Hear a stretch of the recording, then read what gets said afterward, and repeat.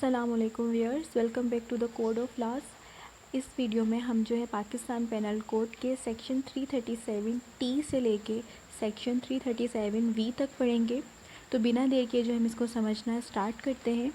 Section 337 T जो है वो हमें अर्श फॉर फिंगर्स के बारे में बताता है। अर्श फॉर फिंगर्स से मतलब यहाँ पर ये है कि अगर कोई इंजरी हमारी फिंगर्स पे कॉस्ट होती है, ठीक है, तो उसमें अर्श की क्या अमाउंट होगी, कितना अर्श का जो है वो ऑफेंडर लाइबल होगा। तो अब यहाँ पर ये बताया गया है कि द अर्श फॉर कॉजिंग इतलाफ of a finger of a hand और foot shall be 1/10 of the दियत, कि जो दियत का हमारा अमाउंट है उसका 1/10% जो है अर्श वो ऑफेंडर देगा उस विक्टिम को जिसके फिंगर पे उसने इंजरी कॉज की होगी। जैसा कि इस पिक्चर में शो हो रहा है कि किसी भी वे से, किसी भी वेपन से, ठीक है, अगर आप विक्टिम की इंजरीज कॉज करते हो उसकी फिंगर्स पे, फिर वो चाहे कोई भी फिंगर हो, ठीक है, तो आप जो है लाइबल होगे अर्श के, ठीक है, और अर्श की 1/10 ऑफ दियत। ठीक, इस वक्त हमारे पाकिस्तान में जो दियत की वैल्यू है वो है 42,61,205 रुपीज़, ठीक है। देन इसके बाद यहाँ पर बताया गया है कि द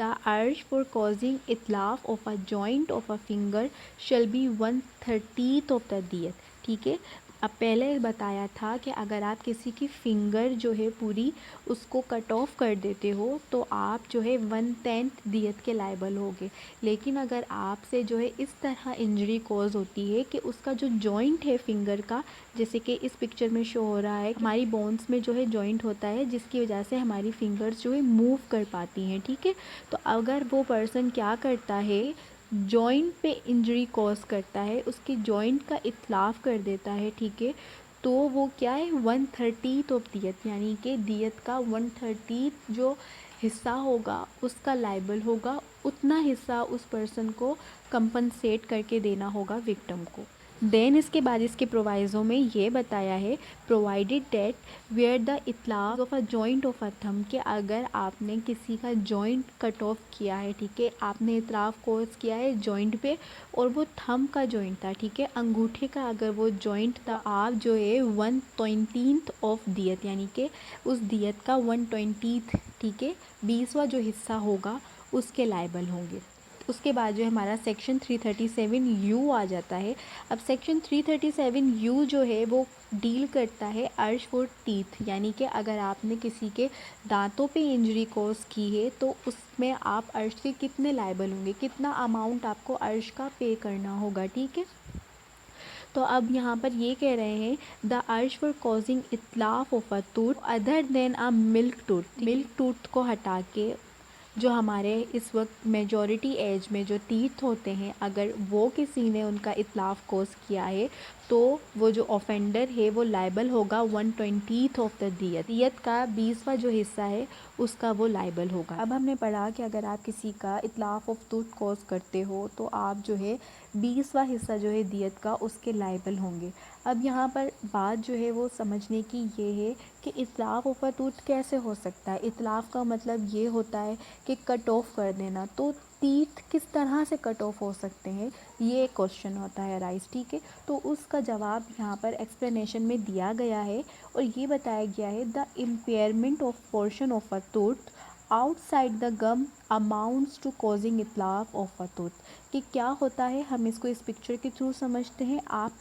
इस तरह उसकी इंजरी कॉज करते हो कि उसका जो दांत है वो उसके गम से बाहर आ जाता है, ठीक है, इम्पोर्शन हो जाता है, ठीक, मसूड़ों से दांत जो है निकल आता है, ठीक। तो ये जो है इतलाफ ऑफ टूथ में अमाउंट करता है, ठीक है। तो टूथ की जो इतलाफ होता है वो इस तरीके से होता है। देन इसके बाद ये बताया कि अगर आप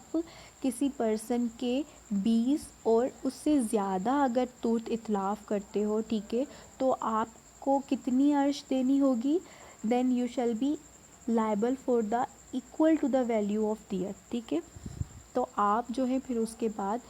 वैल्यू जो है दियत की उसके बराबर ही आपको जो है अर्श देनी होगी, इनके जितनी दियत की वैल्यू होगी उस टाइम पे मौजूद उतनी ही आपने जो है उसको अर्श एज अ कंपनसेशन देनी होगी, अगर आपने किसी पर्सन के 20 या उससे ज़्यादा टीथ पे जो है इंजरी कॉज करी है, ठीक है। और अगर 20 से कम होते हैं देन आप जो है लाइबल होंगे 1/20 के, ठीक है। अब जो है यहीं पे ये बताया है कि अगर आप इम्पेयरमेंट ऑफ अ टीथ करते हो और वो मिल्क टीथ है, मिल्क टीथ ये कि अगर वो माइनर के हैं, अंडर एज के, ठीक है, किसी मेजर पर्सन के नहीं है, ठीक, तो अक्यूज जो है वो शैल बी लाइबल टू दमान, ठीक है, वो दमान का लाइबल होगा एंड में also be punish with imprisonment of either description for a term which में एक्सटेंड टू 1 ईयर, ठीक है। तो वो जो अक्यूज है वो लाइबल होगा कि वो उसको दमान का जो अमाउंट है वो पे करे, वो कोर्ट डिसाइड करेगी कि कितना दमान उसको पे करना है, कंपनसेट करना है, ठीक है। और वो इम्प्रिजनमेंट का भी लाइबल होगा। यहाँ पर आइदर डिस्क्रिप्शन से मुराद ये है कि वो किसी भी टर्म की, यानी कि वो किसी भी काइंड की हो सकती है, वो सिंपल भी हो सकती है, वो रिगरस भी हो सकती है, फॉर अ टर्म विच में एक्सटेंड टू 1 ईयर, यानी कि वो 1 महीने की, चंद दिन की या कुछ मंथ्स की भी इम्प्रिजनमेंट उसको दी जा सकती है या फिर 1 साल तक की दी जा सकती है। उसकी एक्सटेंड करनी है इम्प्रिजनमेंट की टाइमिंग तो वो 1 साल तक की रहेगी, ठीक है, अलावा इससे ज़्यादा नहीं होगी। उसके बाद यहाँ पर हमारा जो है प्रोवाइज़ो में बताया है कि where the इतलाफ of a milk tooth impedes the growth of a new tooth। अब यहाँ पर ये कह रहे हैं कि अगर आप किसी के मिल्क टूथ पे जो है इम्पेयरमेंट करते हो, इंजरी कोज करते हो और वो इस तरीके से इंजरी उसको कोज होती है कि उसके बाद उसका दोबारा नया दांत जो है वो आ ही नहीं सकता, ठीक है, कुछ इस तरह उसको जो इंजरी कोज हो जाती है, ठीक है। तो अब यहाँ पर जो अक्यूज्ड है वो लाइबल होगा अर्श का, स्पेसिफाइड इन सब सेक्शन 1 के। सब सेक्शन 1 में क्या बताया था कि अगर आप किसी को इतलाफ कोस करते हो टीथ का तो आप 1/20 ऑफ दियत के लाइबल होगे, यानी कि दियत का 20वां हिस्सा आप लाइबल होगे। और यहाँ पर फिर बाद में कहा गया कि अगर आप किसी के मिल्क टीथ पे कोस करते हो तो आप दामान के लाइबल होंगे और इम्प्रिजनमेंट के लाइबल होंगे। लेकिन अगर आपने किसी का मिल्क टीथ पे इस तरह इंजरी कॉज करी है कि अब उसका दोबारा नया दांत आ ही नहीं सकता, ठीक है, फॉर द लाइफ टाइम आपने उसको ये हर्ट कॉज कर दिया, ठीक। तो अब यहाँ पर आप किस चीज़ के लायबल होंगे, आप दमान या अर्श के लायबल नहीं होंगे, आपने जो है दियत का 20वां हिस्सा देना होगा, ठीक है।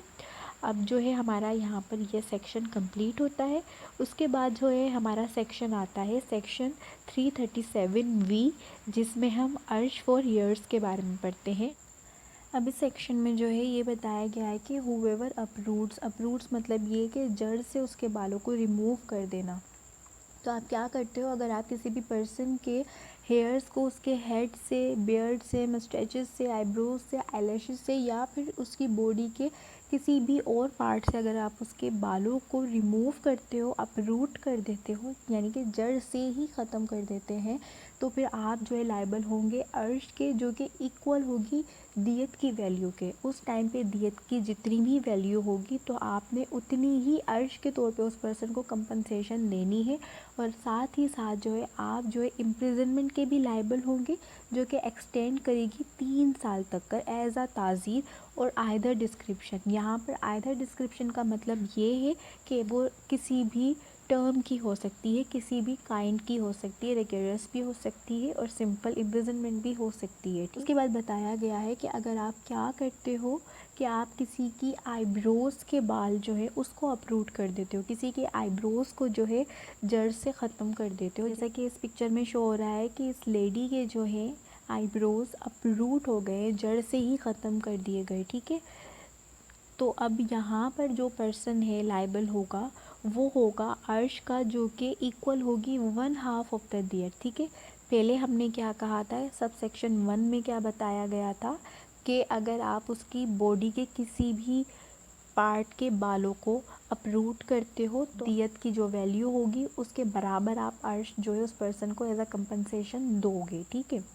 अब यहाँ पर बताया कि जस्ट अगर किसी की आईब्रोज़ के बाल जो है उसको आपने अपरूट किया है तो आप जो है आधी कीमत के बराबर जो है अर्श दोगे, ठीक है। उसके बाद यहाँ पर अब बताया गया है कि अगर आप किसी की आईलैशेस के बाल जो है उसको अपरूट करते हो, जैसे कि इस पिक्चर में शो हो रहा है कि आपने इस तरह उसको इंजरी कॉज करी है कि उसकी जो आईलैशेस हैं, उसकी जो पलकें हैं वो जड़ से ख़त्म हो गए, तो आप जो है कितनी अर्श के लायबल होंगे? आप लायबल होंगे 1/4 ऑफ द दियत, यानी कि 1/4 हिस्सा जो है दियत का, उतनी आपने जो है अर्श देनी होगी एज अ कंपनसेशन उस विक्टिम को।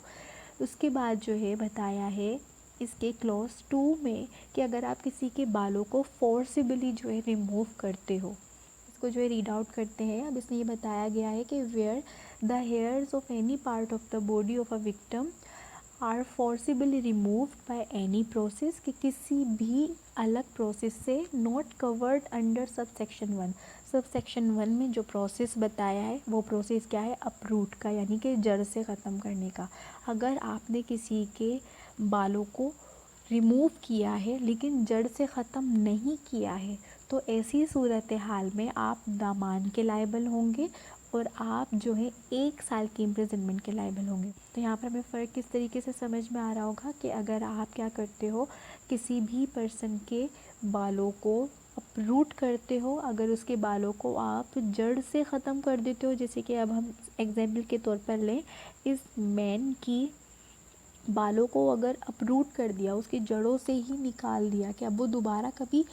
आ ही नहीं सकते, ग्रो नहीं कर सकते, तो आप जो है अर्श के लायबल होते हो और आपको जो इम्प्रिजनमेंट होती है वो 3 साल तक एक्सटेंड कर सकती है। लेकिन अगर आपने इस तरह उसके बालों को रिमूव किया कि वो जड़ से ख़त्म नहीं हुए, वो जस्ट टेम्प्ररी तौर पे जो है रिमूव हो गए, उसके बाद न्यू ग्रोथ हो जाएगी और नए बाल आ जाएंगे, जैसे कि वैक्सिंग है, ठीक है, या शेविंग है। तो अगर आपने इस तरह किसी पर्सन के बालों को फोर्सिबली रिमूव किया है तो आप जो है दामान के लायबल होते हो और आपको जो इम्प्रिजनमेंट होती है वो होती है 1 साल तक, ठीक है, 1 साल तक वो एक्सटेंड कर सकती है। ये डोमेस्टिक वायलेंस का एक केस है। इस लेडी के हस्बैंड ने जो है इसको बीट किया और इसको जो है शेव कर दिया, इसके हेड, ठीक है, हेड एरिया जो है इसका शेव कर दिया गया है और आप यहाँ पर देख रहे होंगे कि इसकी जो है न्यू ग्रोथ भी हो रही है बालों की। तो अब यहाँ पर जो हमारा सब सेक्शन था वो यही कह रहा था कि अगर आपने अपरूट नहीं करा,